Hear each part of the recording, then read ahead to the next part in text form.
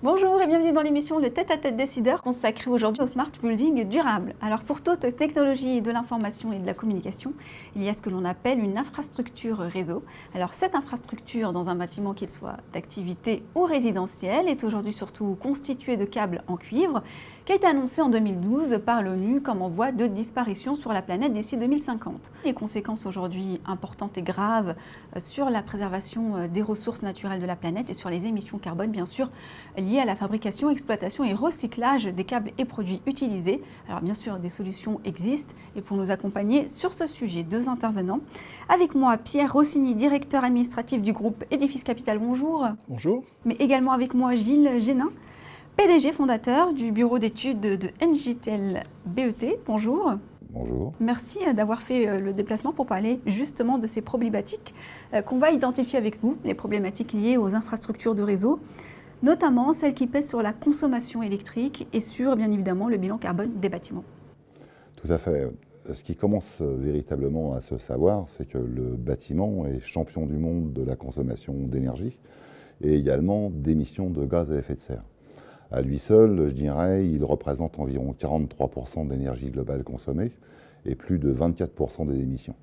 Or, ce que l'on sait moins, c'est que les infrastructures réseau ont également une lourde conséquence, je dirais, sur ces consommations et émissions, et surtout liée à son infrastructure et à son réseau qui est nécessaire pour pouvoir acheminer les services utilisés par les utilisateurs et par le bâtiment, donc dans un smart building, donc dans un bâtiment intelligent.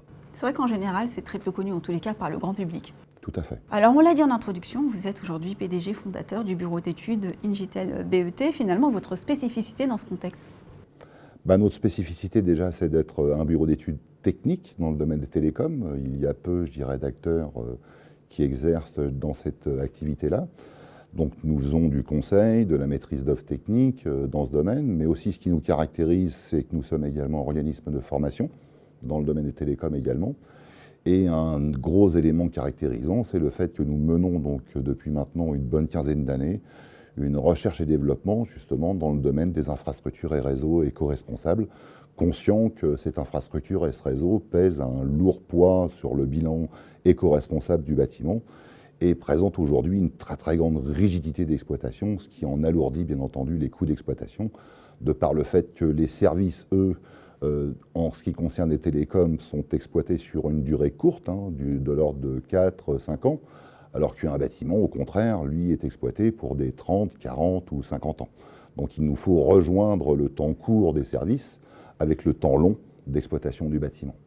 Justement, c'était précisément ma prochaine question, c'est de savoir précisément quelles sont les solutions aujourd'hui que vous proposez dans le concret. Également les résultats des expérimentations que vous avez menées, notamment sur justement le composant du câblage et donc les émissions de carbone associées. Où est-ce qu'on en est aujourd'hui ? Écoutez, nous avons fini par poser les bons principes techniques d'une nouvelle ingénierie d'infrastructures réseau pour les bâtiments, qui souhaitait bien entendu et qui était axée sur tout ce qui concerne bien entendu la sobriété énergétique, la flexibilité d'exploitation, qui est un point très important, et puis également donc le bilan carbone et le bilan cuivre aussi également de cette infrastructure.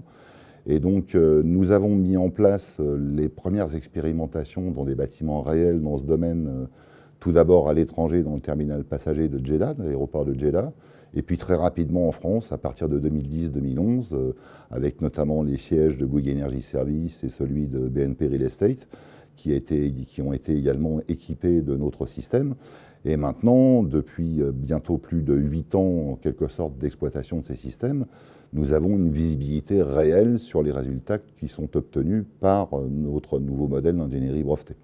Et donc, ces résultats sont conséquents, puisqu'on constate une énergie consommée par le réseau, grosso modo, divisée par 2.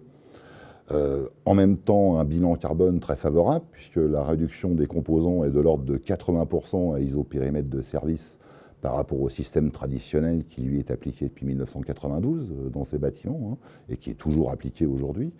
Et puis on constate aussi une réduction de la quantité de cuivre utilisée d'environ 85%. Pierre Rossini, on l'a dit tout à l'heure, vous êtes directeur administratif du groupe Edifice Capital. Qu'est-ce qui vous a motivé à retenir donc la solution Ecoflex IT, donc proposée par Gilles Génin ? tout simplement parce que Ecoflex IT a répondu à toutes nos attentes.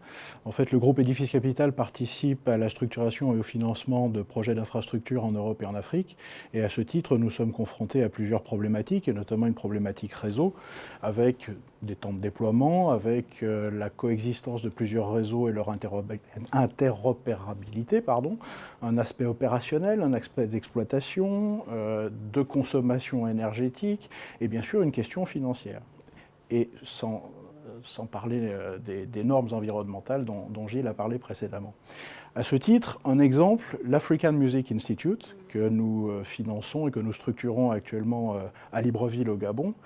L'African Music Institute est une université des métiers numériques de l'image, du son, de la musique, et comporte plusieurs équipements qu'il nous a fallu faire cohabiter au sein d'un campus de 6 hectares. Alors c'est des bâtiments d'enseignement, des bâtiments d'habitation, un théâtre en plein air, plusieurs autres infrastructures, et dont notamment des studios d'enregistrement de niveau international, pour lesquels on doit, par exemple, organiser des concerts avec un musicien à Tokyo, un autre à Boston, etc. Tout ça en live en plus, je crois savoir. Tout ça en live, effectivement. Donc il y avait une contrainte technique absolument énorme sur ce bâtiment, et on s'acheminait vers des réseaux qui devaient cohabiter, on s'acheminait vers des toiles d'araignée, enfin un vrai casse-tête.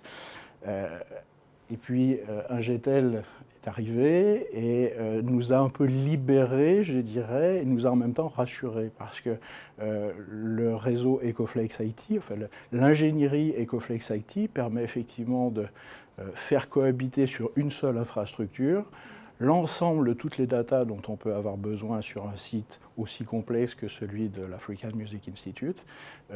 Tout ça dans un déploiement qui est relativement simple, en tout cas beaucoup plus simple que de faire cohabiter beaucoup de réseaux sur un même campus. C'est une approche entièrement flexible, et c'est extrêmement important dans un cadre universitaire, puisque les choses doivent évoluer. C'est également un atout majeur pour des jeux scéniques, par exemple. On a dit les théâtres en plein air et en salle, donc il doit y avoir des modifications complexes. Et puis, en termes de fiabilité, de robustesse du réseau, c'est quelque chose que nous n'avons pas rencontré sur les autres infrastructures que l'on nous proposait. Je terminerai enfin sur l'aspect énergétique d'Ecoflex IT, puisque, Gilles le disait, mais nous avons pu l'expérimenter, c'est une consommation électrique divisée par à peu près 2, c'est ça. Quand on connaît le prix du kilowattheure au Gabon par rapport au prix du kilowattheure en France, c'est pas tout à fait pareil. Donc c'est une économie qui est bienvenue en termes de développement, en termes de déploiement, et en termes économiques sur l'ensemble de l'infrastructure.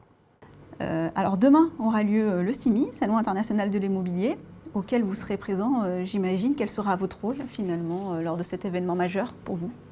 Écoutez, nous serons présents donc, sur ce salon international qui commence à avoir une belle réputation, où sont présents d'ailleurs tous les acteurs et promoteurs du monde de l'immobilier. Alors vous vous doutez bien que le Smart Building durable sera donc en haut du panier lors de ce CIMI, donc à partir de demain.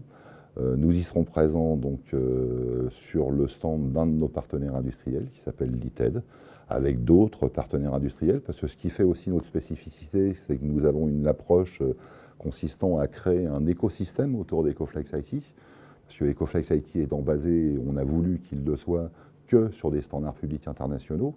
On veut justement qu'il soit partagé par tous les acteurs possibles, je dirais que ce soit des bureaux d'études, des installateurs, mais bien sûr aussi des industriels qui fabriquent les équipements permettant de construire ces infrastructures. Et nous continuons, je dirais, à développer le système Ecoflex, qui, je tiens à le dire, et malgré tout, est un système européen, contrairement à d'autres concurrents qui proposent des systèmes alternatifs qui sont d'origine chinoise ou américaine. Eh bien, Ecoflex IT est un pur produit d'abord français, mais aussi européen, et puis que dorénavant, nous exportons aussi en Afrique. La Chine aussi commence à s'intéresser, je dirais, au système, parce qu'eux aussi sont confrontés à des problèmes écologiques, je pense, encore plus graves que les nôtres, et se doivent de réagir justement avec beaucoup de célérité, si je puis dire, en actionnant le levier dans l'autre sens, de manière à aller vers beaucoup plus d'éco-responsabilité que ce vers lequel ils étaient allés jusqu'à présent. Merci infiniment à l'un et à l'autre Merci. d'avoir partagé cela avec nous et d'avoir été avec nous aussi. Merci à vous de nous avoir suivis sur bfmbusiness.com. On se retrouve bientôt pour un prochain numéro, les tête à tête décideurs.